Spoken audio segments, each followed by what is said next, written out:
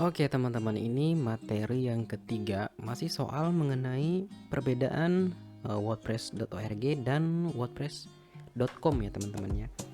Jadi karena tersedia dua dan sama-sama nih keduanya untuk membangun sebuah website gitu ya. Jadi teman-teman sebaiknya pilih yang mana gitu ya. Nah, ada beberapa cara teman-teman yang bisa teman-teman lakukan untuk menentukan pilihan. Oke, yang pertama adalah teman-teman tanya dulu ke diri teman-teman, kebutuhan membuat website itu untuk apa nantinya. Oke, kalau memang misalkan untuk kebutuhan iseng aja gitu ya, untuk supaya bisa misalkan teman-teman suka nulis puisi atau suka nulis cerpen dan segala macam. Nah, teman-teman ingin mempublikasikan itu ke dalam sebuah website, ke dalam sebuah blog gitu ya. Nah, dan teman-teman tidak ingin mengeluarkan biaya untuk sewa domain dan hosting gitu ya. Teman-teman silahkan pilih yang .com, yang ini ya, yang wordpress.com. Oke. Tapi kalau teman-teman kebutuhannya untuk membangun aset digital gitu ya. Aset digital tuh kayak aset jangka panjang di dunia internet gitu ya. Karena website ini menurut saya adalah salah satu aset digitalnya teman-teman gitu ya. Misalkan teman-teman ingin membangun aset digital dengan website gitu ya, teman-teman pilih yang .org. Nggak apa-apa teman-teman keluar biaya di awal gitu ya untuk sewa domain dan hosting setiap tahunnya gitu ya. Tapi teman-teman terus membangun website itu dan kemudian nanti bisa jadi aset gitu ya. Ketika teman-teman websitenya sudah besar, teman-teman bisa mendapatkan income dari websitenya teman-teman itu. Jadi bisa kepulangin nih gitu ya, bisa balik modal gitu ya dari sewa domain dan hostingnya, terbayar sama income yang masuk ya ketika teman-teman websitenya sudah besar. Kemudian cara yang kedua adalah tipe website apa yang akan teman-teman bangun gitu ya. Kalau cuma sekedar blog dan teman-teman tidak ingin pusing dengan sewa domain dan hosting, ya teman-teman pilih yang .com ya, yang ini. Tapi kalau untuk kebutuhan misalkan kayak toko online ya, untuk kebutuhan bisnis, ya teman-teman ketika teman-teman belanja di toko online, pasti yang salah satu hal yang jadi penentu teman-teman belanja di situ atau tidak adalah lihat dari profesionalitas websitenya ya. Kalau tampilan dari websitenya misalkan nggak profesional gitu ya, kemudian dari nama domainnya aja panjang gitu, nah teman-teman biasanya mengurungkan niat gitu ya. Walaupun ada beberapa orang gitu ya, tetap ada aja orang yang tetap melakukan pembelian walaupun di website atau di toko online yang nama domainnya panjang kayak misalkan.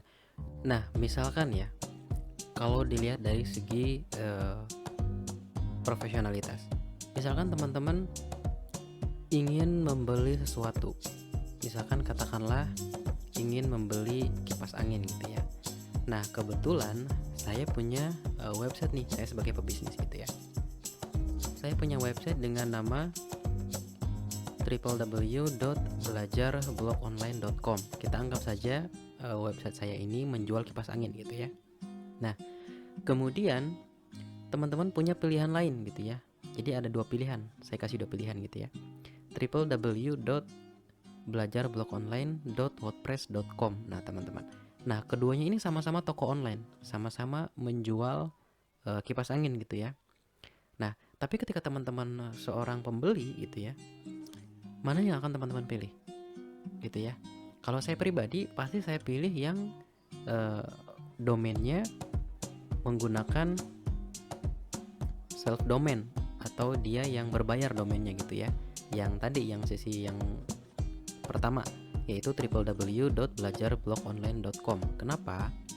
Karena kalau kita analisa, ini si pebisnis udah mau gitu ya, sudah mau mengeluarkan biaya untuk sewa hosting dan domain gitu ya. Artinya dia dalam berbisnis itu niat gitu ya, profesional gitu ya. Nah kalau yang sebelah itu yang www.belajarblogonline.wordpress.com. Nah ini jangan-jangan ini toko online abal-abal gitu ya, karena dia sewa hosting dan domain aja nggak mau gitu. Jangan-jangan dia tipu-tipu gitu ya, bisa jadi seperti itu ya. Tapi pada prakteknya teman-teman, pada prakteknya masih ada aja kok website toko online yang dibangun dengan wordpress.com ya. Jadi nama toko online itu jadi panjang domainnya, www.belajarblogonline.wordpress.com. Nah itu misalkan dia toko online, ada kok yang seperti itu, masih ada yang seperti itu, dan masih ada pembelinya, masih ada orang yang mau membeli dari website toko online yang seperti itu gitu ya. Oke, itu dari segi profesionalitas. Kemudian dari segi budget ya, dari segi biaya ini masih ada sangkut pautnya dengan yang tadi. Jadi kalau teman-teman punya biaya lebih dan teman-teman ingin membangun aset digital, ya teman-teman menggunakan wordpress.org. Tapi kalau tidak ingin mengeluarkan biaya, ya sudah, teman-teman pakai yang ini aja, yang wordpress.com. Oke, kemudian dari segi keleluasaan pengelolaan. Oke. Nah, wordpress.org memungkinkan teman-teman untuk melakukan pengelolaan terhadap websitenya teman-teman itu secara penuh. Jadi terserah teman-teman nih mau diapakan gitu ya.